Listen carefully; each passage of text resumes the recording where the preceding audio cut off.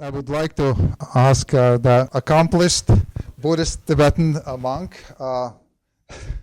to give us a teaching, and then we appreciate you being here and taking time to give this teaching.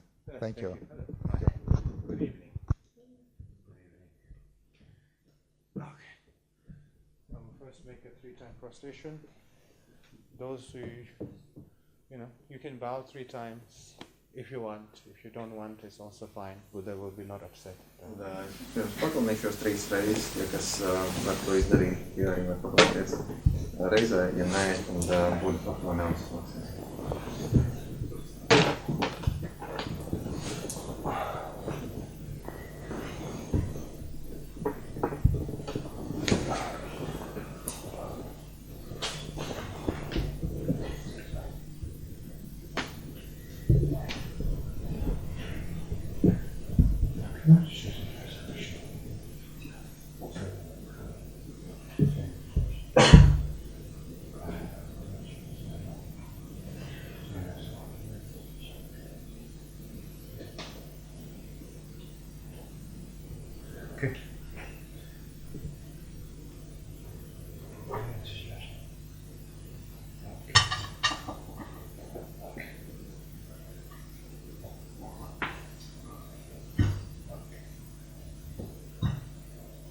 Please have a seat.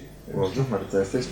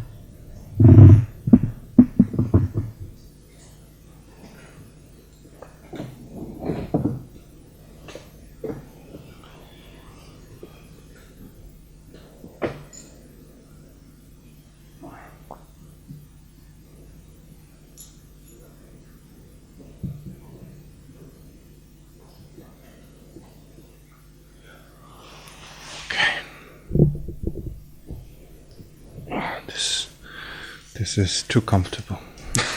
Tie ir pārāk ērti. I will fall and sleep. Tā es varu arī iemigt. All right. So, first of all, I would like to start with good evening and Tashadelik to all of you. And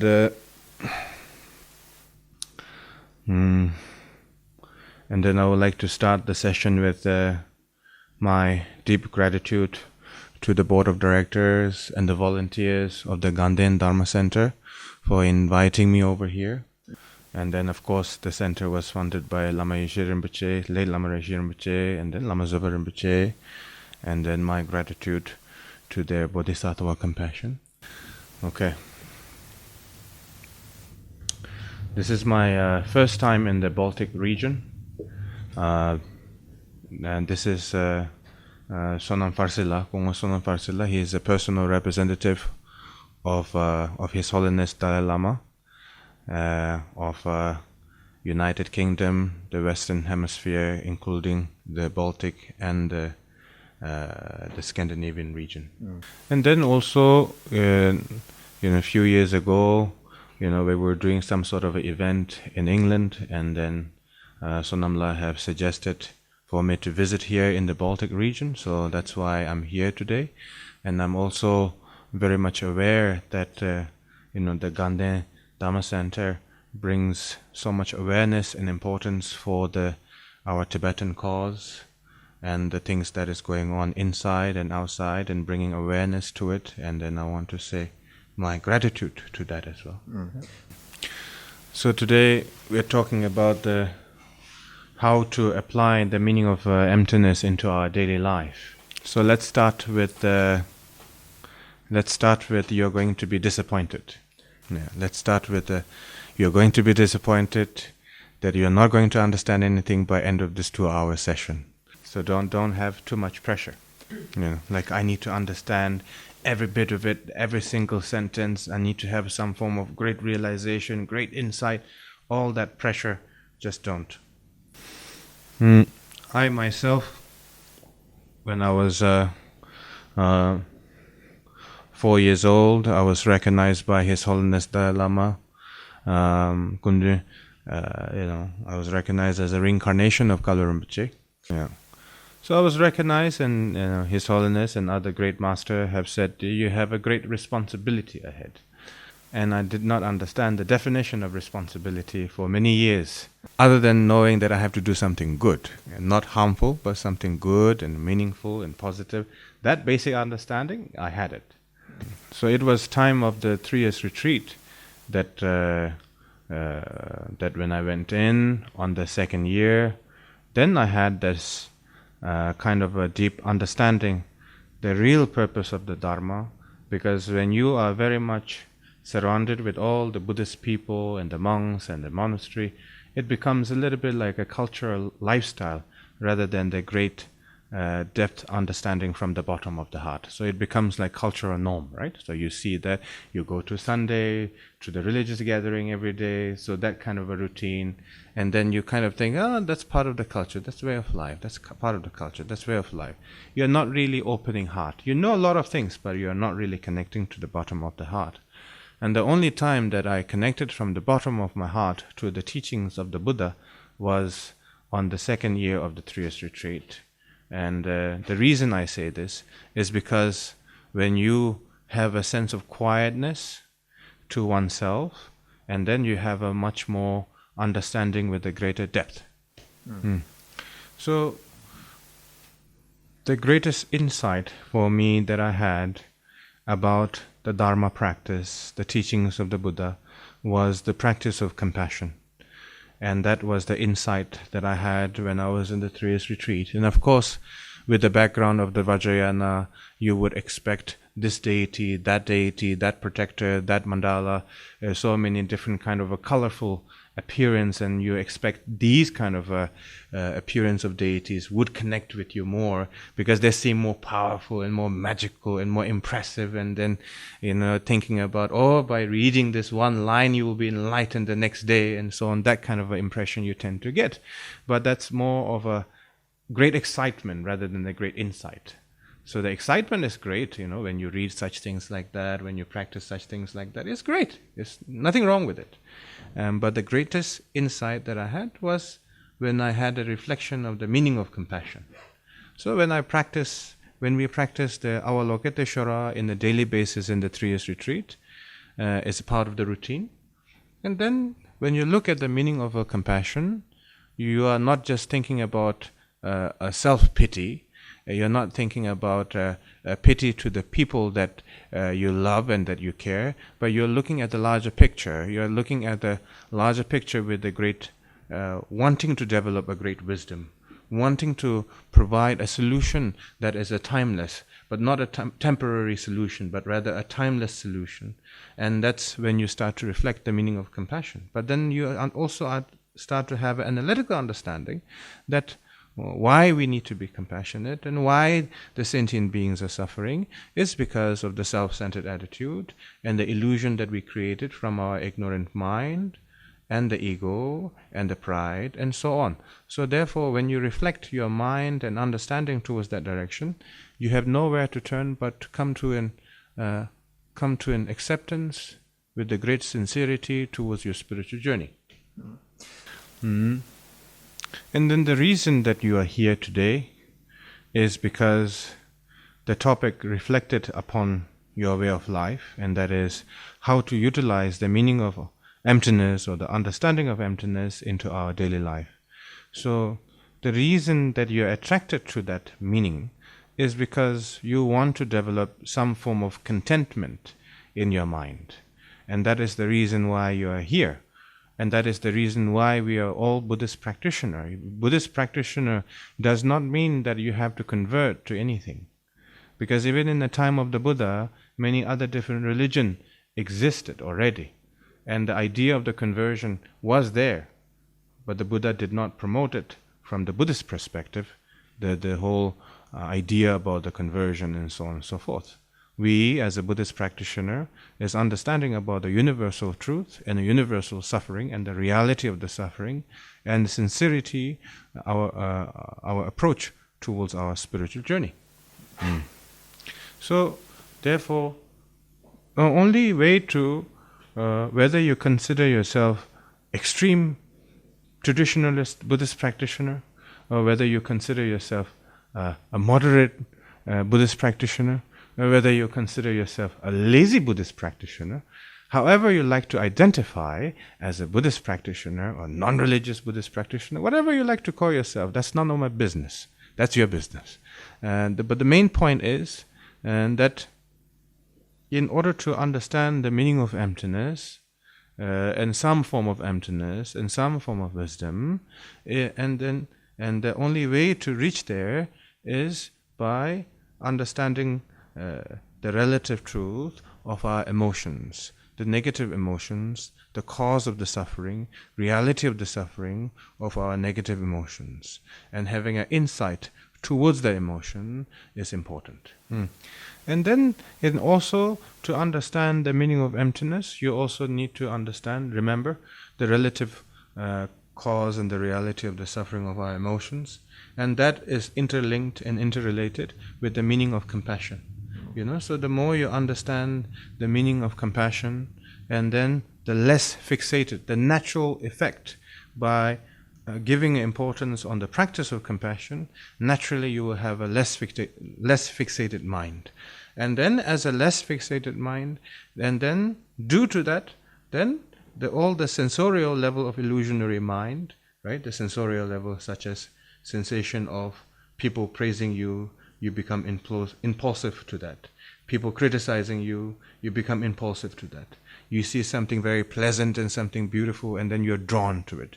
You see something unpleasant, and then you run away from it. So we have all this sensorial basis of suffering based on the visual, hearing, smell, and all of the sensorial level, the effect of it, the fixation towards it, will reduce by itself, and the illusion of it will reduce by itself just because because of the maintaining of the practice of compassion.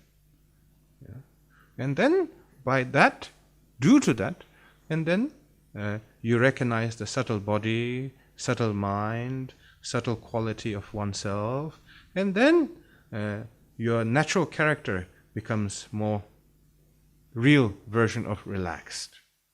But not like somebody who sleeps on the sofa, not that kind of relaxed, but the mental more relaxed, but sense of clarity and so on. So when I say practice compassion, it does not mean that give up everything and then do everything whatever you can and go towards the street and then try to give everything, do everything. I'm not saying that you should do that. You shouldn't do that. Ever.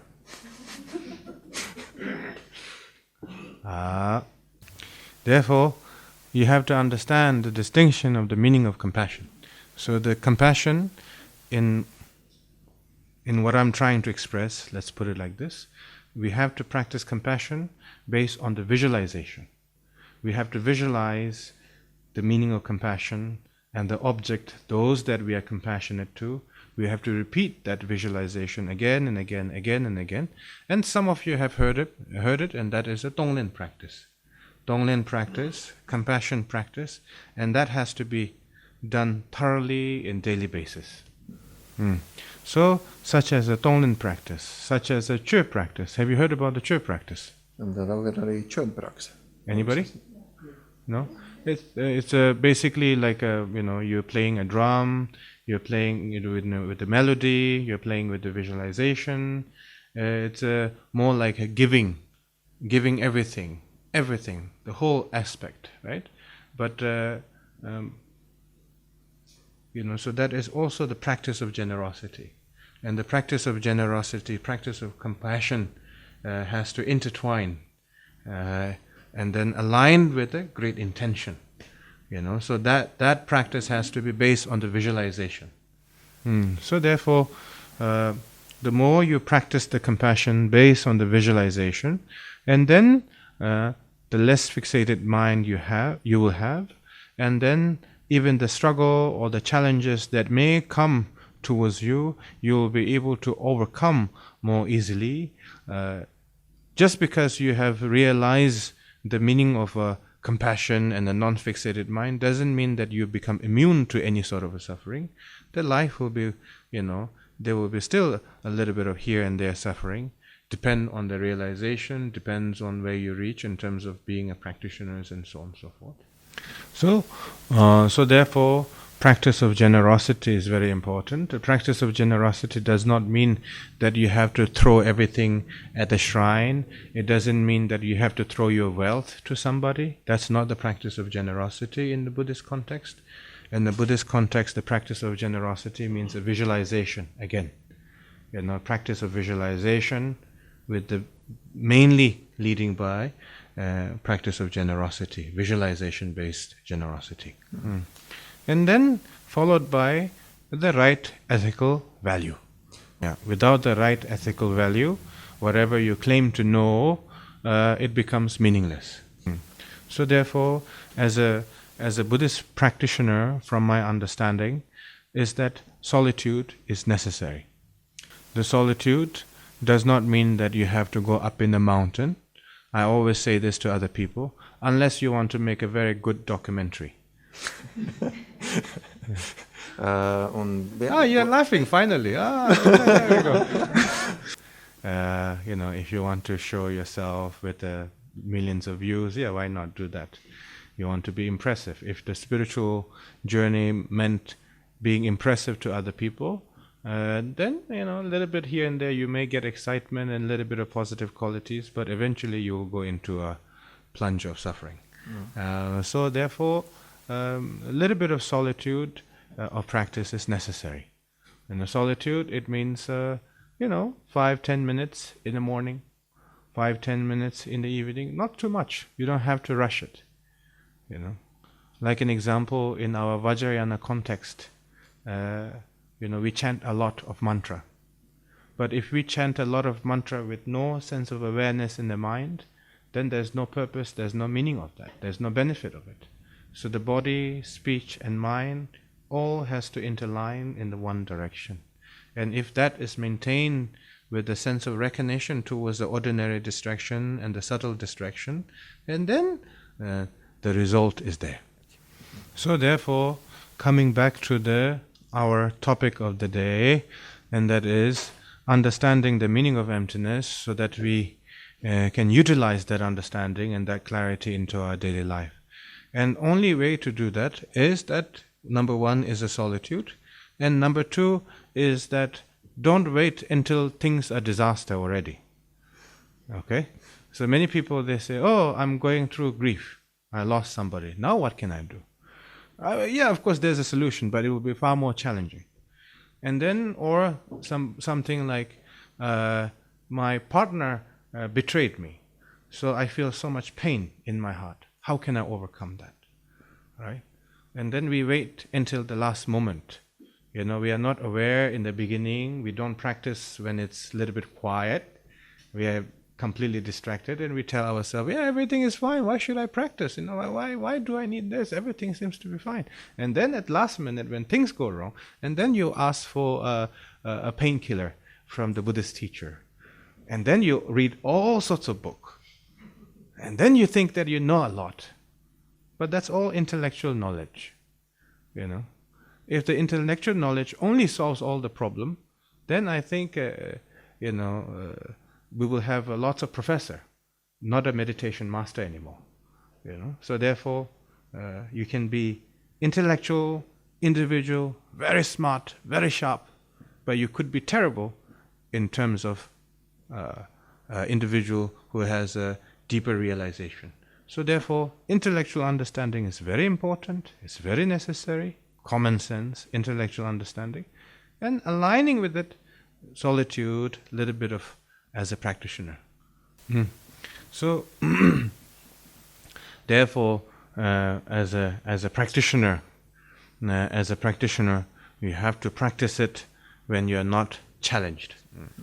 And then when you are a good practitioner or not, it is revealed when you are challenged. Everybody can become a good practitioner when you are not tested to the limit.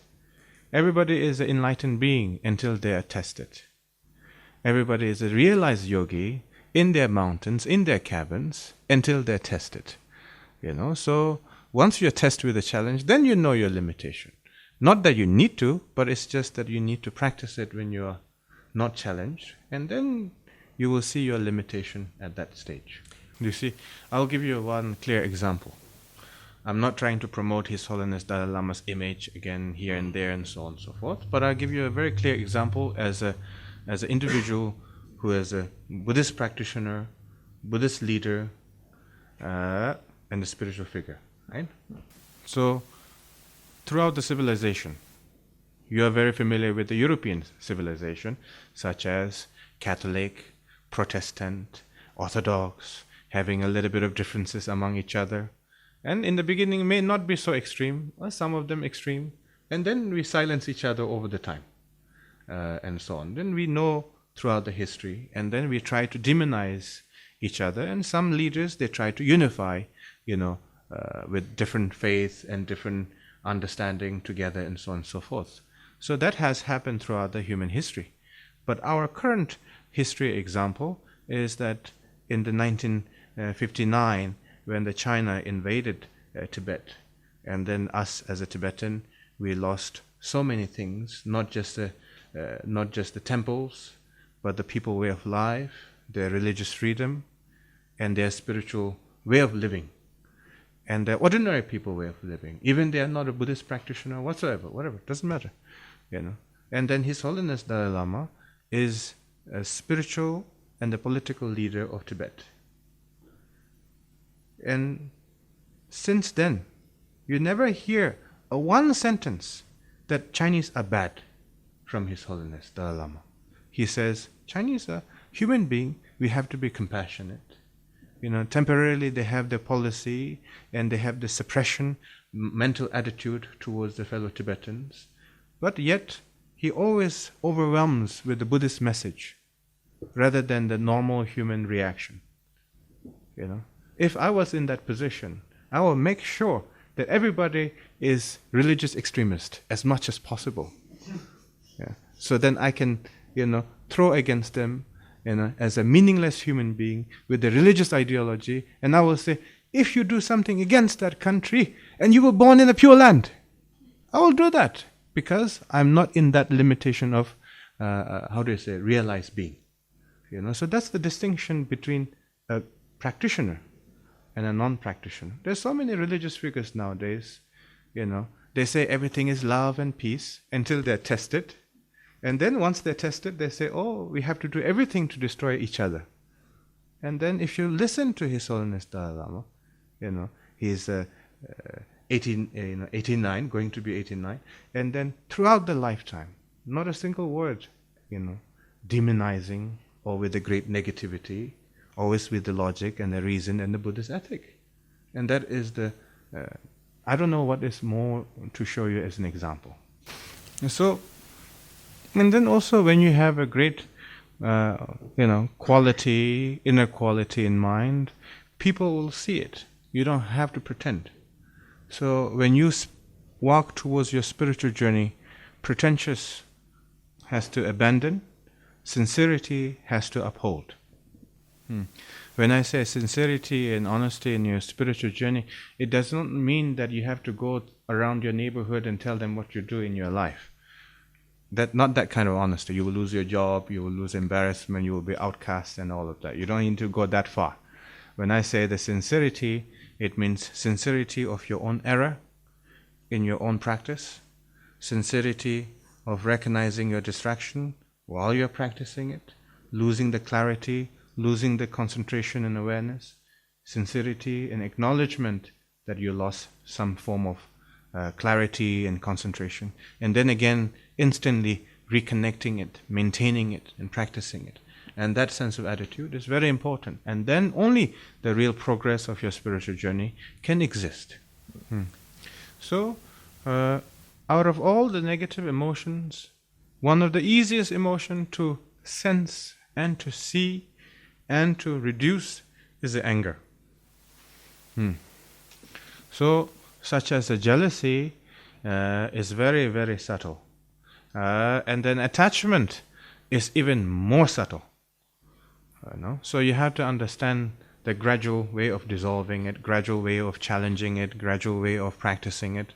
So you have to come to that conclusion to begin with. Because I see many Buddhist practitioners, including myself, we say, I'm in samsara, I want to let go of my attachment. Okay, fine. But if you come to me and say, oh, this statue is very beautiful, and then can you give it to me, Rinpoche? And I will say, absolutely not. And that shows I have attachment. What you're attached to does not matter. The existence of the attachment is there. And that is the cause of the suffering. And then the angle and the aim, the priority of what you're attached to changes because your mind is fixated. Right? So attachment is very subtle. And then now even you're visualizing yourself as a deity, right? From the ordinary me, myself, to the subtle, translucent body and mind in order to have a less fixated mind. So therefore you visualize yourself as a green Tara, Buddha, deities and so on and so forth. That is still attachment. It's not a negative, extremely negative that you will fight with everybody, but it's still some form of attachment, some form of fixation. So the attachment can exist for quite a long time in your spiritual journey. The sooner you accept that, the faster you will improve. Because there's a less pretentious.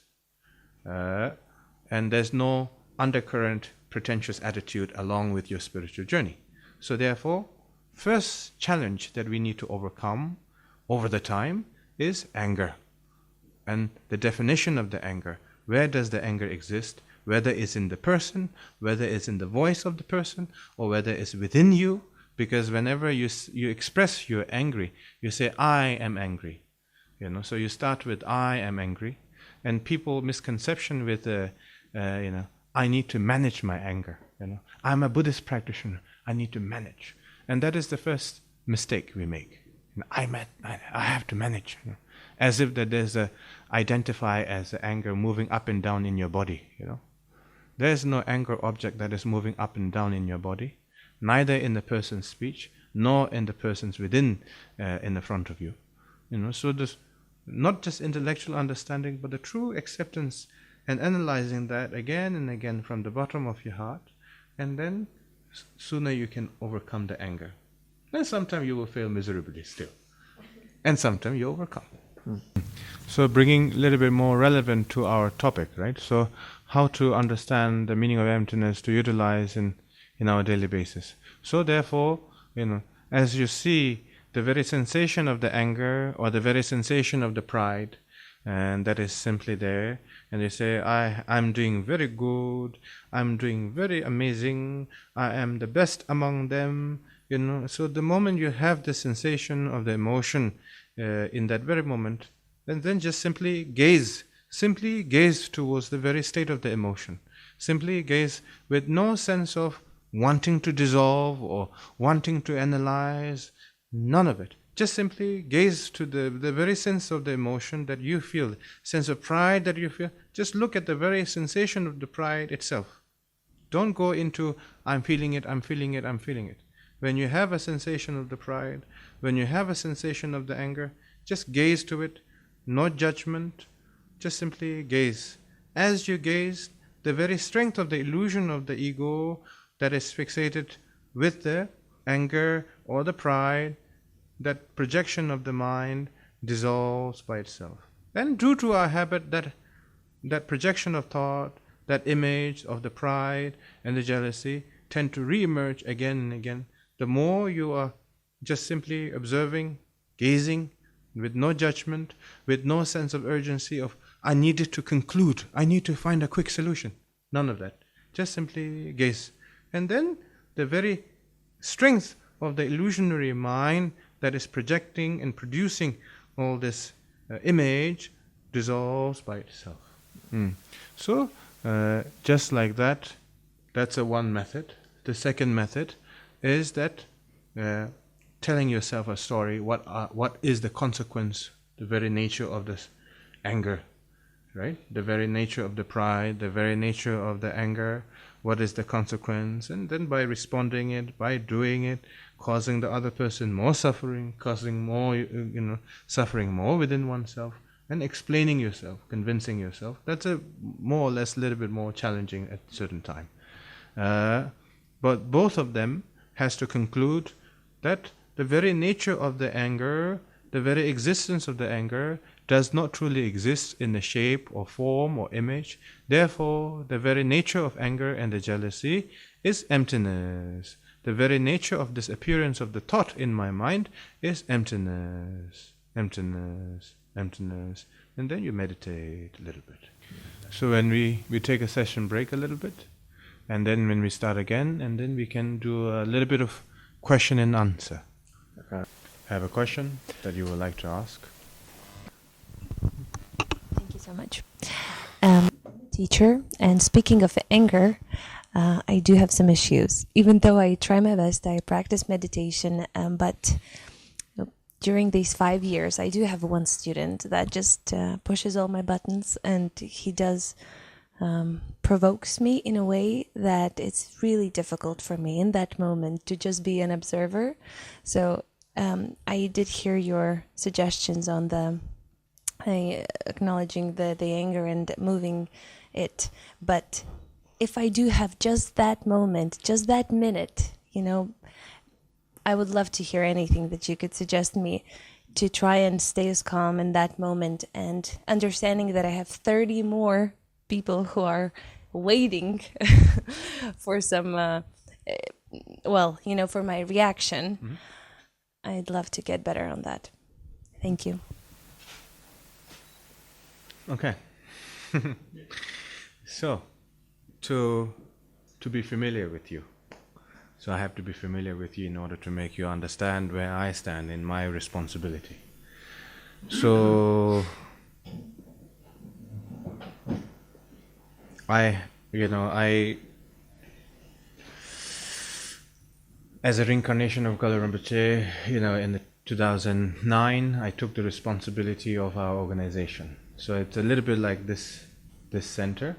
So it's like there's a Gelugpa school, but then there's a late Lama Zopa Rinpoche who formed the FBMT, Dharma Center, that all the meditation center under his network, working together and so on and so forth. So similar to that, I took that responsibility when I was 18 years old. So previous Kalu Rinpoche have established a lot of different Dharma centers, meditation centers around the world. So when you say responsibility, that meant the whole responsibility. So basically you have to look after the finance, legal structure, as well as a spiritual director. So you have to, whenever there's a crisis, you have to be there. You can't say, I make a prayer for you. I share my compassion with you. I send my good vibe to you. Doesn't work.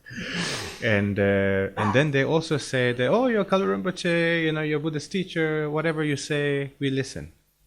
And then you say it, what they should be doing. And they don't listen.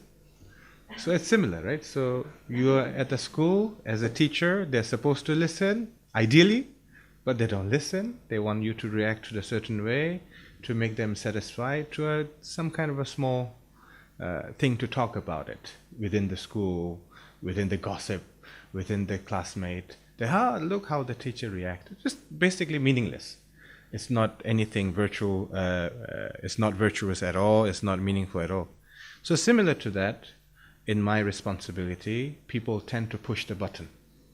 And people tend to push the button one after another, sometimes simultaneously from different angle, sometimes from different generations as well, from the senior generation, from the younger generation, and then from your inner circle as well. So you have all this kind of pushing to the limit, right?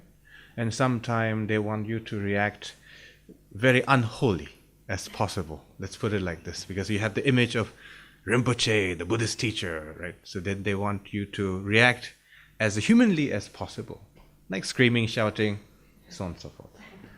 And I think since I took the responsibility since 2008, I remember how many times I got angry. I can count in my fingers. Most of the time it's just great sadness rather than anger. The reason why that happened is that you are a practitioner. So what happens is that there's a few stages.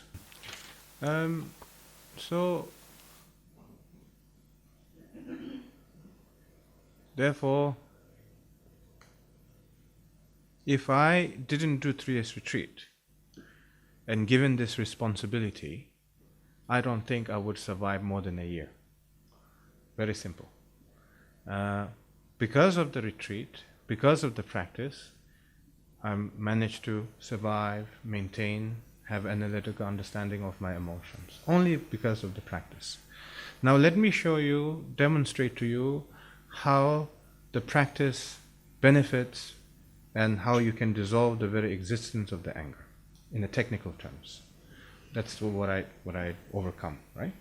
So, in terms of technicality, is that in the beginning, when you are kind of aware of your anger, kind of aware that you're a practitioner, what tend to happen is that you tend to say things, tend to think things, and then the anger overwhelms, and then you kind of regret later. So that's like a first phase that everybody goes through. Everybody does that. That's completely normal. That doesn't make you anything special. Okay. So the second phase is that when you have a sense of anger, but you're trying to contain it.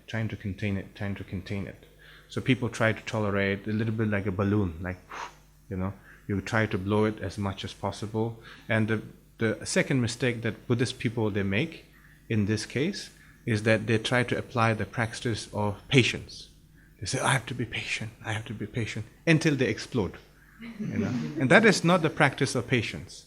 Practice of patience means practice of understanding. Without understanding, there is no great patience. Zeba, and zebege paruta chemba, right? The very essence of the patience comes with the great analytical understanding. With the great analytical understanding, you have a great tolerance all by itself, not because you're forcing it. So you have to abandon this idea that I need to force myself in order to overcome my anger. The more you force, the more it exists. So forcing it, like trying to, stretch it and trying to remove it, that kind of perception or attitude towards the anger never works. But eventually we will pass through that, the second phase. We try to be patient, until we explode. So some they explode themselves with their family members, something to do with the office, and something to do with the family, they explode to the office. and so on. It doesn't matter. Anyway. So the third phase is that when you maintain as your practitioner, and then you have a sense of anger that is arising. Okay, this is the third phase. The anger that is arising in your mind, and then you try to contemplate, you have analytical understanding, and then anger goes away, and again the person who scrutinizes you, tests you to the limit, that image of the image of that person comes into your mind. Again, you justify the very existence of the anger and the discomfort. Then again, the anger goes away, and that tend to repeat back and forth again and again. Now, if you maintain with your right ethical Dharma practice, with the meditation, breathing exercise, yoga, and so on and so forth, what happens is over the time, the moment you have any sensation of discomfort, let alone anger did not even emerge. The very sensation of discontent, because the very existence of the anger is discontent state of mind. The very discontent state of mind comes from lack of clarity, lack of awareness in oneself, right? So it's a little bit like a big country where you say, oh, we have to do a lot of things in other country, but for their own country, they don't do much for their own people, right? So it's a bit like that. So the more you function like that, it doesn't work. You have to find that, internal understanding first.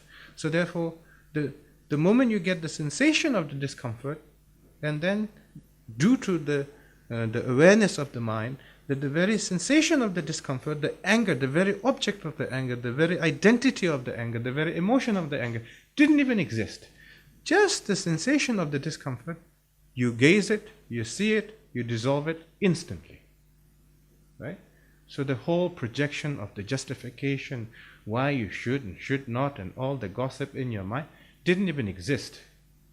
So that becomes a reality when you maintain with your practice. Does it make sense to you? Mm-hmm. But it's a long journey. That's the only problem. Yeah.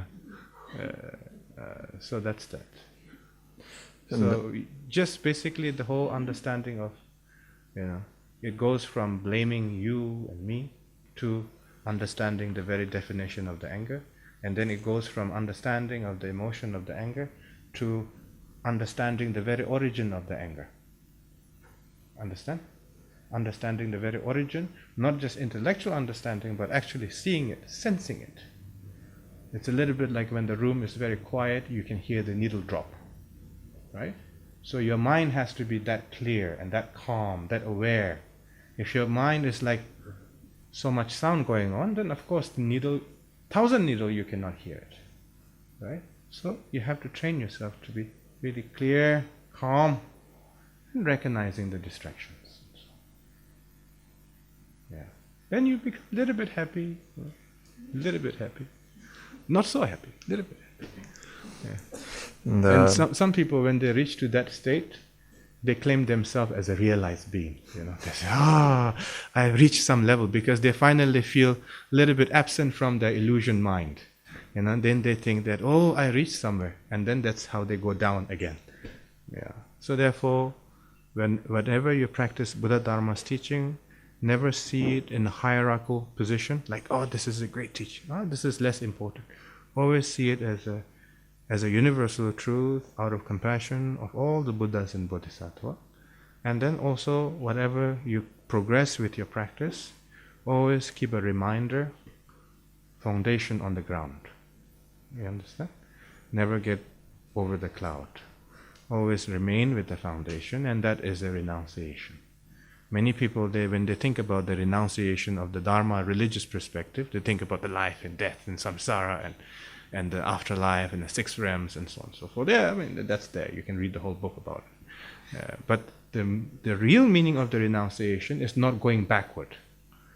And the only way not going backward is reminding yourself with a sense of awareness and clarity. And that is a renunciation. If you practice it with a bit of consistency, with a little bit of yoga, breathing, shamatha, vipassana meditation for 6 to 9 months, and then you will see the result.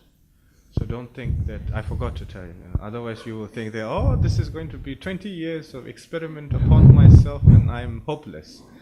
And then life is already finished by then. So don't think like that, 6 months, 9 months, recognize your ordinary distraction, subtle distraction, maintain in that. And then you will see the changes within you. Okay, we have a question from online from Ilse, and I'll quote it as it is written. If the main purpose of emptiness is to get to a point where we have no attachment, no anger, what about the things that makes us happy, like love? What is the view on this? Thank you very much. If you have to question me, then just enjoy your life. It's very simple. If you have to question it, which one I have to choose, that means you still haven't suffered enough. Yeah. Does it make sense? Does it make sense? Yeah. If you still have to ask a question, whether the understanding the nature of the mind, recognizing the nature of the mind, is that really important? Or is the love that I have, to my family, is that important? If you still have to question it, take it slow. Don't force yourself. Because ideally, the whole reality of the suffering It's not the teachings of the Buddhist master. These are the teachings that you have to see it by yourself, experience by yourself. And then by the time you want to learn Dharma or the meaning of emptiness, you're not seeing that as a quick solution. You're seeing that as a long-term solution. Right? Because you have seen the cycle of suffering enough, the reality of life, the meaning of impermanence. You have seen enough. Therefore, you seek a long-term solution. Right? And don't feel guilty or feel bad that, oh, what about love? What about the family? Although, just go full acceleration. Go completely full acceleration. Then once you make the changes from the bottom of the heart, then don't repeat again. And I think that's important in life, you know. Yeah. It's a little bit like if you read the history of the Buddha Shakyamuni, Buddha Shakyamuni has many wonderful students, and one of the students was Ananda Kungao. So regardless of how many examples that Buddha have shown the reality of the suffering, the Ananda is not convinced at all. So gradually, once he is convinced, and then he reached Arhat, the realized state. So therefore, my advice to you is go full acceleration on mistake. Go full acceleration of the idea of whatever you have, and just go full acceleration. Don't think that Buddha is going to judge you. Buddha's teaching is there as a presentation of the universal truth. It's not there to make you feel guilty. You understand? Buddhism teaching is not there to make you feel guilty. Buddhism teaching is there to see it as a solution with your own choice. We are not here to divert from the direction you want to go. And the Buddhist teaching is not a law. Like many other religions, they give you the impression of law. Like you do this, then Buddha is unhappy. You do that, the Buddha will be happy. It's not like that. You do whatever you want. Everything, anything. Don't drink too much. Don't do stupid things, right? But you do whatever you want.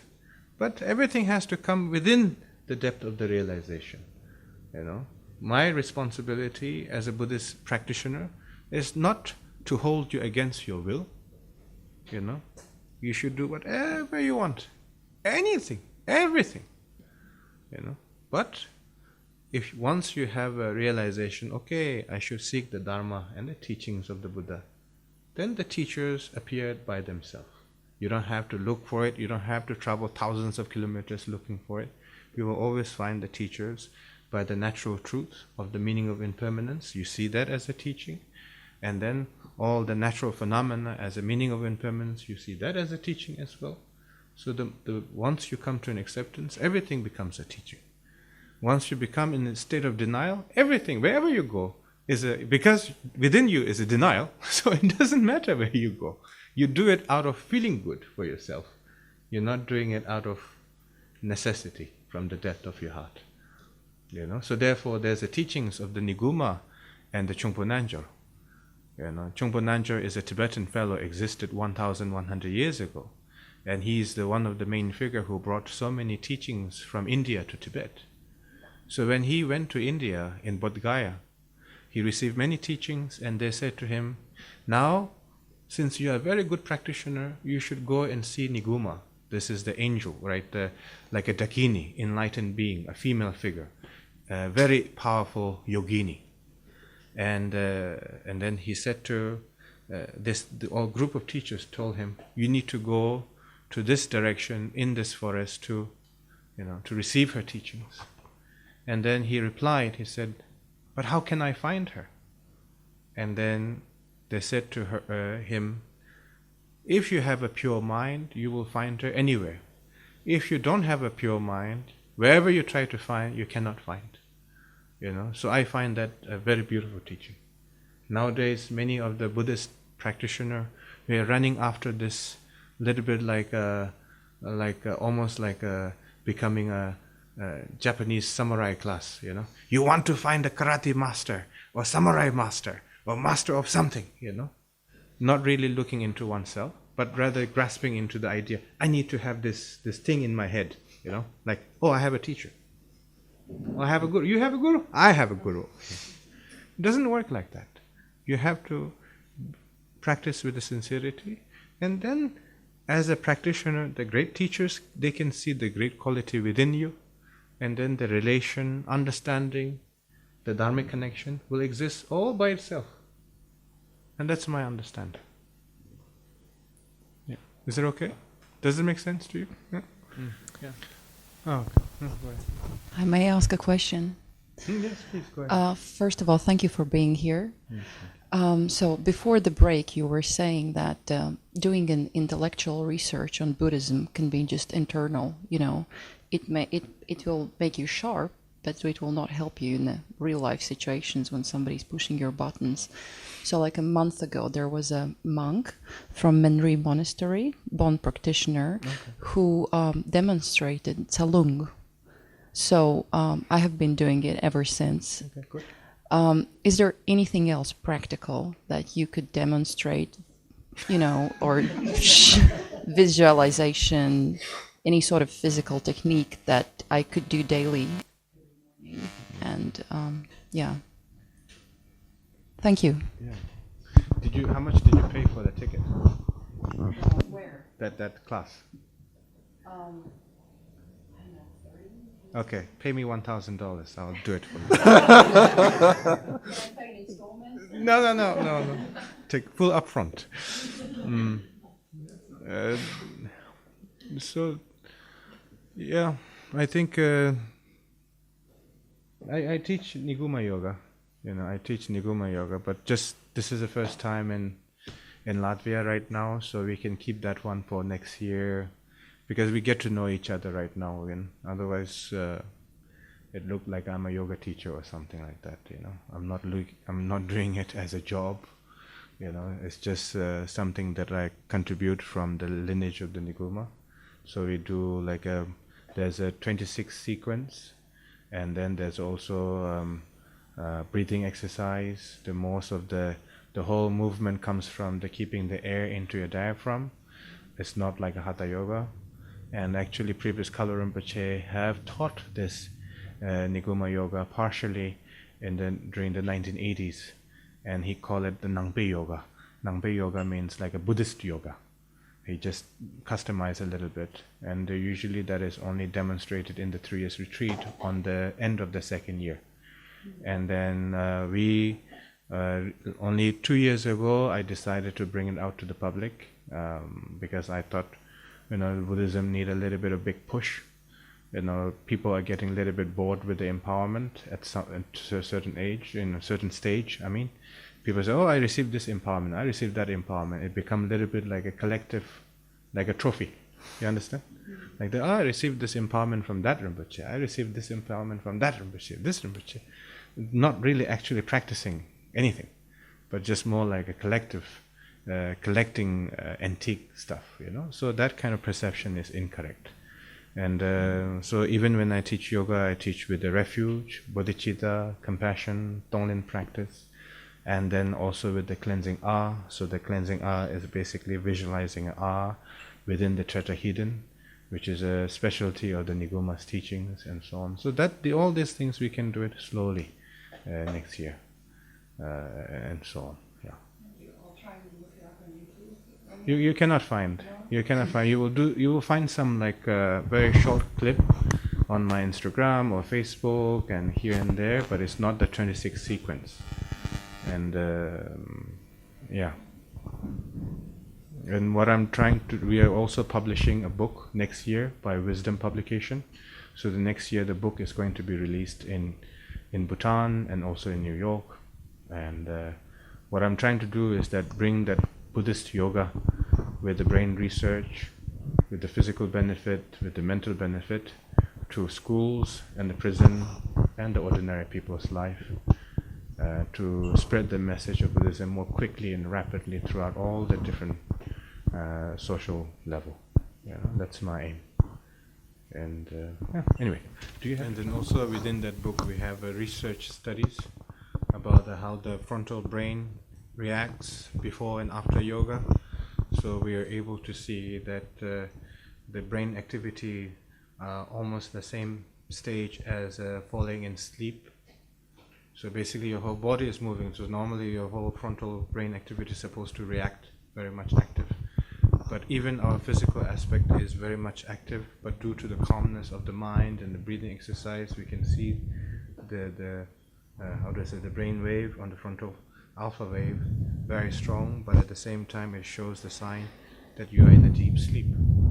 So we are looking for a solution to reduce the depression, anxiety for people, especially for the youth and so on. So that is the aim, and His Holiness Dalai Lama wrote a foreword for the book. Yeah. In the last 2 years I've been teaching the Niguma Yoga in America, in Canada, in UK, and also in France. And I have met people who have a lot of back pain, and then they, by doing the Niguma Yoga for 2 days, 3 days, and then they ease their muscle tension, and they, overcome the pain.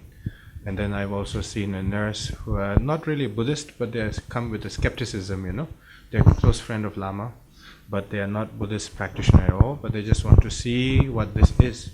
And they had a blood cloth in the right hand, and then they did the yoga for 2 days, 3 days. They had a little bit of pain, and then after that the blood cloth was gone after 6 months of no treatment. Things like that. So I have encountered a lot of positive. So, and then also the Niguma Yoga, basically the yoga is about accelerating your blood circulation, throughout the whole body. When you don't have a good blood circulation throughout the body, and then you don't have a good energy or essence in the physical aspect. So it's mainly to bring, some form of energy, through the physical, and then the mental level, so that we can re-engage more with the Buddhist practice and compassion and so on. Yes, question. We have one more, actually 2 questions, but I believe the first part of the question you already answered. But there's a practitioner who's been practicing meditation for a long time, and his second question was, how do I deal with the loneliness using practice? So I assume he's somewhere in some distant place, but loneliness in practicing. How to overcome the loneliness? Ideally do some practice or retreat with other people until you find your foundation. And then once you find the joy within the practice, and then the loneliness is not even a thought in your mind. Because I was in the retreat, there's 18 other people who did the 3 years retreat with me. They are not my family relative. They are not even from the same monastery. If it's from the same class, we can play, chat, gossip, all these things, right? But all the other 18 people, they're from different monastery, and some of them are very difficult to be with. And also maybe I'm difficult to be with. Who knows, right? I'm not saying, hey, look at me, I'm the very good guy here. I'm not saying that. I'm saying maybe from his perspective, maybe I'm difficult. Maybe from my perspective, he's difficult. But in the beginning, that is needed. To practice with a group of people a little bit, until you find a little bit of foundation within oneself. And then when you find a little bit of skillful, a little bit of joy, a little bit of grip within your practice, and then this sense of loneliness is no longer there. Because in the beginning, the first year of the retreat, I wanted to talk with everybody. I want to cook with them, chat with them, and at some point they said, I don't want to talk to you. I just want to talk to you. And we ran out of topic also, because you're isolated from the world. So there's no topic to discuss. Because the first few months you get excited and you exchange everything with each other. But then few months, 9 months, 1 year, then the topic is finished. And then before you even start, I know what you're going to say. It's a little bit like a prison in a long sentence, Everybody knows about each other. You don't want to have any, hidden secret. I say, I know what you're going to talk about. I heard this so many times. Can you just shut up, please? We used to talk like that on the first year. And then the second year, naturally we talk less because we practice Dharma, we do our prostration, yoga, and so on. So, and by third year, we just smile at each other, in a very sincerity, with respect, and we are content. We are fine, because we find the joy in the Dharma practice. We are not forcefully trying to be that person. You're just becoming that. So therefore, if it's possibility for you to practice a little bit together, to inspire, to encourage with each other, and then gradually, eventually, like an example, when we enter 3 years retreat, we say 360 days, right? That's 1 year. Second year, third year, we count the days and hour, and we say 1 day is finished, 1 week is finished, 1 month is finished. By mid of second year, as you hold a very good grip with your practice, with the sense of joy, there's nothing to look outward. You start to find a sense of so much joy by practicing. When you read the teachings of the Great Master, there's a tears of joy by itself. You are able to connect sincerely from the bottom of the heart.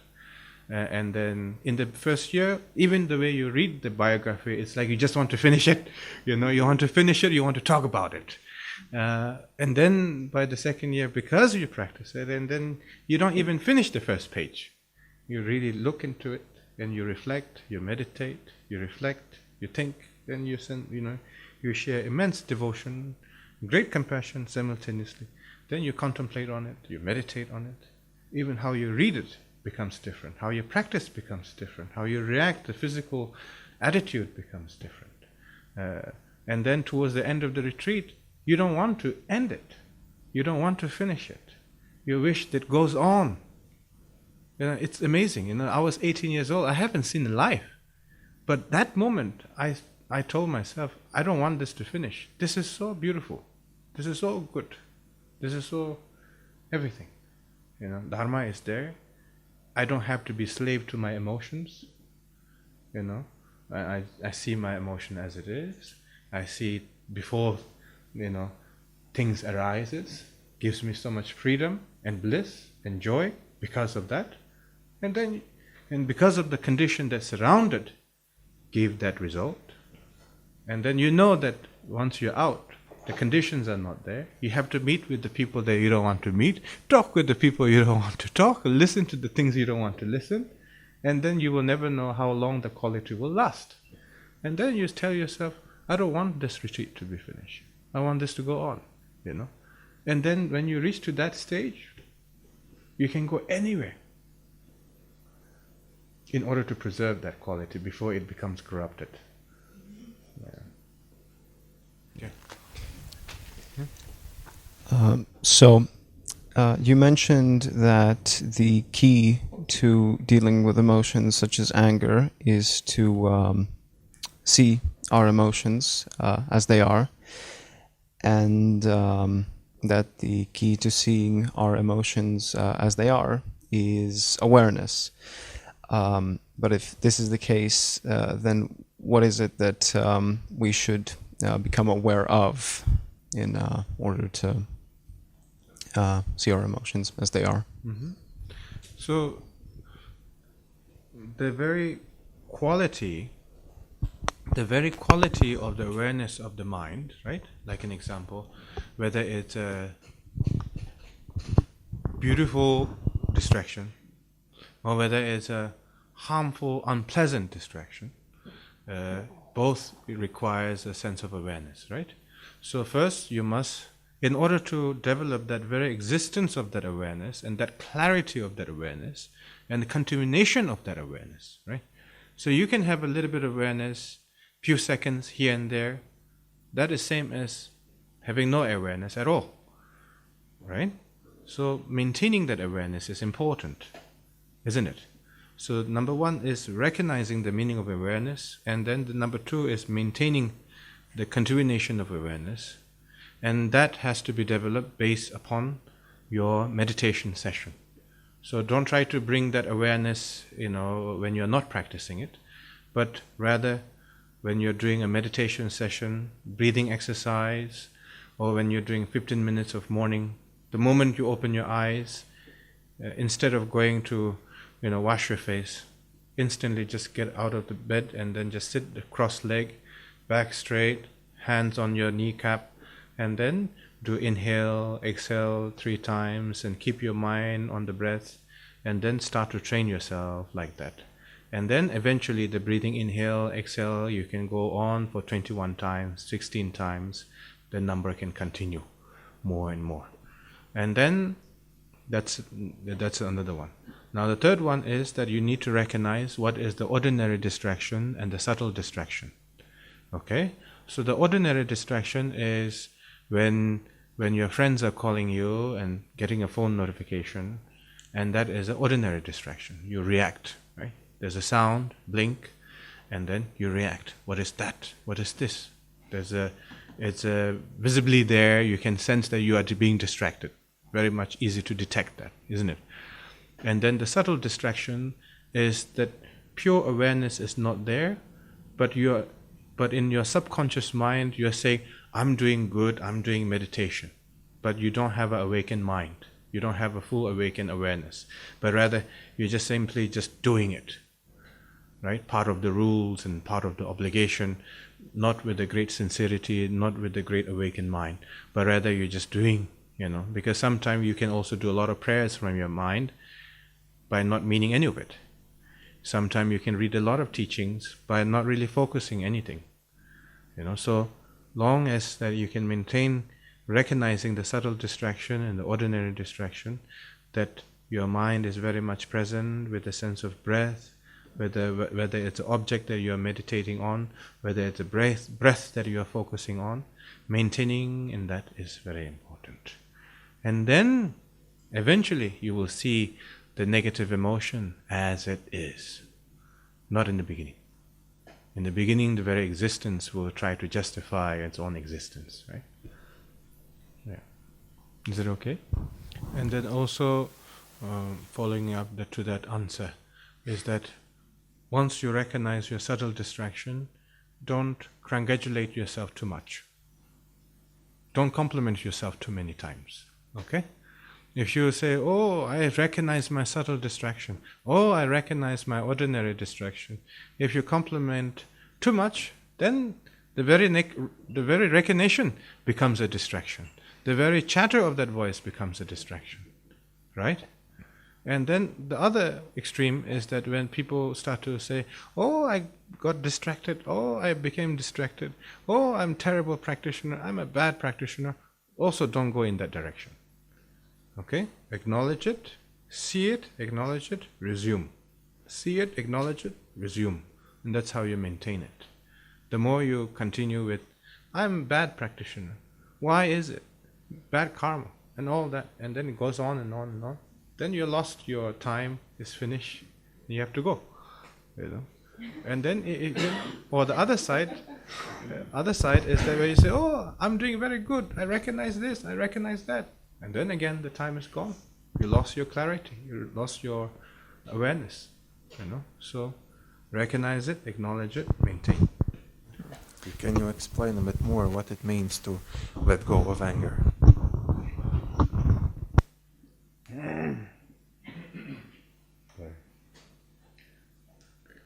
Explain more of the let go of the anger. Letting go of anger. How drastic praktiski kāds izpaužās, ko tu vēl gribi uzzināt? So, so we are aware of the anger, but how exactly do we let go of it? This in the latter stage of this whole process. Yeah, this the third stage. Not the fourth stage, right? When we're at that stage, recognizing the overwhelming negative energy brewing within us. You can't. You can't. Practice it. Do your practice, do your meditation. The longer you praise yourself with a little practice, the more you will suffer along the way. Only solution is that you maintain with your practice. The best solution is to do retreat. I don't have a retreat company, okay? So I'm not trying to make money. I'm not trying to make a recruitment here. I'm not trying to say that you should abandon your family and abandon your job and all these things. I'm not saying that. All I'm saying is that solitude retreat once in a week, if you can, or once in a month, or twice a month, at least, or once a day. Like nobody cares when you watch a Netflix whole day, Nobody cares. So why they should care if you are doing practice in your own home? You do what you want at your own home. So try to do at least twice a month retreat. Like an example, 3 session, morning session, afternoon session, evening session, and then ending with the next morning session, starting with the first day evening, second day 3 session, and then the third day morning session. Try to do it like that. So that conclusion. So first and then finally, I would like to say thank you to our online participant and also the in-person participant, and thank you for translating and being very tolerating towards me. And then I would like to thank the volunteers of FAMT, of Buddhist Ganden Center, and then also the board of directors and the regular participant. I want to say thank you for being here and working very hard and all the preparations and so on. Then you have this is a center with the very beautiful origin of Lama Yeshe Rinpoche and Lama Zoba Rinpoche, and then of course your responsibility is to hold on together, maintain with the Dharma ethic, and then when there is a reincarnation of Lama Zoba Rinpoche, support him fully, and that is your responsibility. Because my responsibility was that, when I was young with no experience, and then I had a lot of other senior lamas. They showed their full dedication, devotion, support, unconditionally. If the support is based on condition, then it's not a support, unconditionally. And there were some other people who make some troubles. That's normal, So all of you as a Sangha, as a Buddhist practitioner, don't change your loyalty. Be dedicated to His Holiness Dalai Lama and Lama Zopa Rinpoche's wish and his aspiration. Maintain it, stay together, support together, and then when the reincarnation is there, support with your Dharma dedication and aspiration. And then if you show that kind of a devotion and support, the reincarnation will be definitely beneficial to all the sentient beings.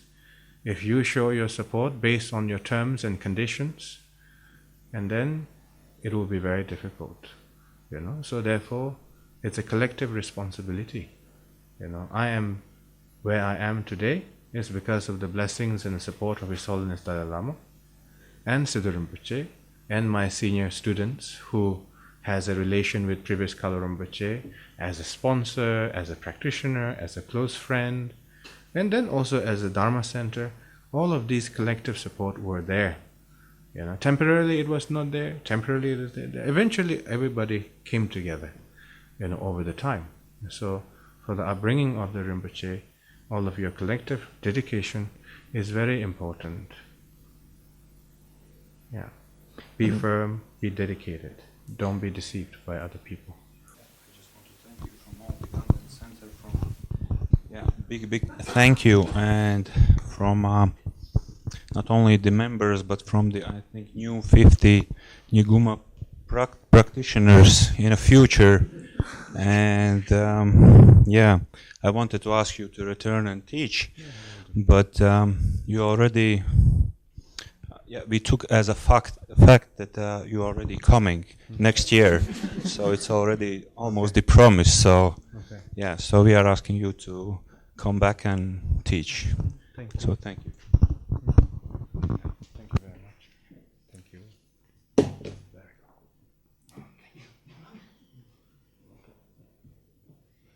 Yeah.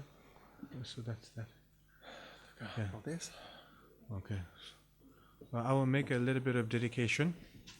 Tad noslēgsim ar mazu veltījumu. Okay. I will make a little bit of small Chinesic prayer, and then you visualize, all of you, our Lokiteshvara. And if that is too difficult to visualize, just think of the lotus that symbolize love and compassion, spreading the radiance to all the sentient beings in the 6 realms and liberating and creating absent from all the suffering. Sanje chodum zoge chonam la jangje badu dane jazu je dage jen zenge be sonam ge ndrola penje sanje ndo sho sanje chodum zoge chonam la jangje badu dane jazu je dage jen zenge be sonam ge ndrola penje sanje ndo sho sanje chodum zoge chonam la jangje badu dane jazu je dage jen zenge be sonam ge ndrola penje sanje ndo sho semje tamjin de wa de wen jun dembre jun dong an dong ge jun ndo ban jun dong me de wa tam Minro Vanju Jinian Jadanya Dandra, Danyam Chimbola, Nebaran Jurje, Semjet Amjan Devadan, Devin Judan, Dembra Juju, Dongan, Donga Judan, Donga Maybe, Dewadamba, the Mendro, and Junior Jadanya Dandra, Danyam Chimbola, Nebaran Jurje, Semjet Amjan Devadan, Devin Judan, Dembra Juju, Dongan, Donga Judan, Donga Maybe, Dewadamba, the Mendro, Junior Jadanya Dandra. Danyam Chembola Nebaran Jurje, Jo Jenge Maga Kondokara, Zosan Jege Olajen, Tuji Chingan Rolase, Genesela, Chancelo, Jo Jenge Maga Kondokara, Zosan Jege Olajen, Tuji Chingan Rolas, Genesela, Chancelo, Jo Jenge Maga Kondokara, Zosan Jege Olajen, Tuji Chingan Rolase, Genesela, Chancelo, O Mane Bemore, Mane Bemore, Mane Bemore, Mane Bemore, Mane Bemore, Mane Bemore, Mane Bemore. You can chant the mantra together. O Mane Bemore, Mane Bemore, Mane Bemore, Mane Bemore. Mane bemore, mane bemore, mane bemore, mane bemore, mane bemore, mane bemore, mane bemore, mane bemore, mane bemore. O mane bemore, mane bemore, mane bemore, mane bemore, mane bemore, mane bemore, mane bemore, mane bemore, mane bemore, mane bemore, mane bemore, mane bemore, mane bemore, mane bemore, mane bemore, mane bemore, mane bemore, mane bemore. Omane beme honre ngewande nyurdoda tuji chembonjo june roa chijamale ba de salango barasho ema waza sanje na wantaye da ezojo tuji chembo da yendo semba tuji na sanje jonse bome gorego ndege waza bada me baye ndewa jengen jabe shingonde daje denen sebe jomanda gewa jenge bama jabaru ndere kenne nande jadonjo ndegindage molam zabande choju sanje jonse namjege Gingmen Rubra Jingle of the Sudea, the Benzandra, Ovambuda, Naya Zoha, Denin Ginchorana, Oba Mabishing on the Sujindi, Tinzimba, Shinjun, Derugawarasho, Pemandam Gemagadara, Sism Magash, Sibimole Rondin, the Wajan, doing Gawarasho, Mezan Ludin, Boranjumanda, the Wajan, doing Gawarasho, Gamanta, the Sajura, Tribute, Shojish, and doing Jabarasho, Chanju, Semjo, Rimboje, Mage, Panam Genjuchi, Gaba, Yamba Mabaya, Kone Kondo Peverish, Chanju, Semjo, Rimboje, Mage, Panam Genjuchi, Gaba, Yamba Mabaya, Kone Kondo Peverasho, Chanju, Semjo, Rimboje, Mage, Panam Genjuchi, Gaba, Yamba Mabaya, Kone Kondo Peverasho, Sonam de Tamjese Banye, Tomne, Bendranam Pamjene, Gegana Jembalam Tropai. Sebe Tole Andro Warasho Kangre Rave Korve Shingansu Pendandewa Malen Joene Generation Tenzin Jansu Shabisi de Bardo Tenjuji Kangre Rave Korve Shingansu Pendandewa Malen Joene Generation Tenzin Jansu Shabisi de Bardo Tenjuji Kangre Rave Korve Shingansu Pendandewa Malen Joene Generation Tenzin Jansu Shabisi de Bardo Tenjuji Lebe Yende Ramzoba Lama Yedam Dashisho Tine Tamjin Dumze Kandre Jejon Dajisho, give it on them Sabakun, Dage Yonsu Zomeba, Semjema, Lukundundu, Chuyin Lana Mebarango.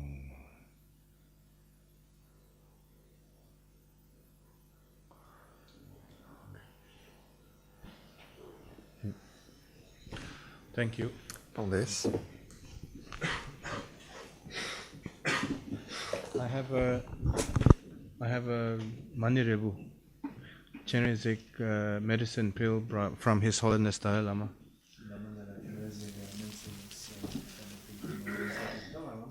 Yeah, you can eat it if you want it. Yeah. So I give you a little bit. You can eat now.